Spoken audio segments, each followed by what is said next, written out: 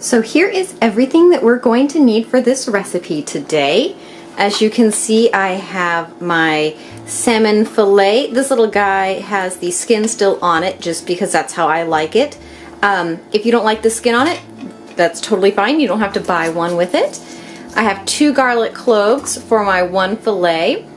I have some oil that I'm just going to drizzle on top of this, some trusty salt and pepper, and I'm just going to use sesame seeds. You by no means have to use sesame seeds or garlic if you don't like it. You can use whatever herbs or spices you enjoy. This is just a really basic recipe for you guys to follow and modify as needed.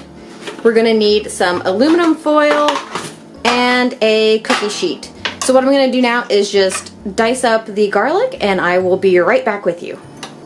So now that I have my garlic all nice and chopped up fine, and my oven is preheating to 425, I'm just going to set you down and we're going to put all that yummy seasoning on our salmon.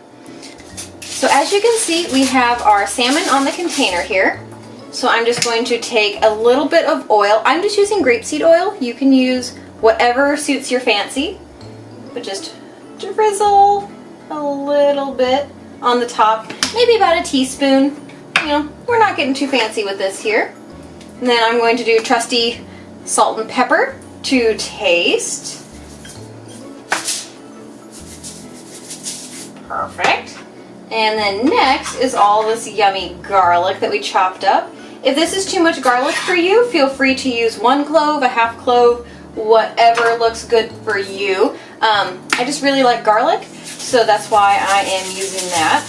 And then these are the sesame seeds that I'm just going to sprinkle on top. I just got these at my local Asian market, so nothing too fancy.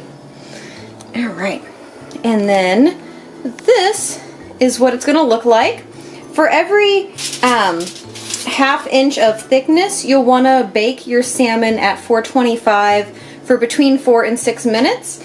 And so since this guy is a little bit thicker on this end, I'm probably going to cook him for 8 to 10. So I'm just going to pop him in the oven for 8 minutes and we will be back to see how it's doing. This is what your salmon is going to look like when it's done. So I'm just going to plate this puppy up and we'll see what it looks like. So here is our finished product, guys. We have freshly baked salmon that I just partnered with some spiralized carrots. I bought a vegetable slicer on a whim and it's been pretty fun to use these last few days. So there you have it. If you have any questions about the seasoning, cooking process, leave them in the comments down below and I will answer them as best I can. And otherwise, thank you all for watching today and subscribing. I really appreciate everyone who watches this channel and provides feedback. And I will see you all next week for another Cooking with Faye video. Bye guys!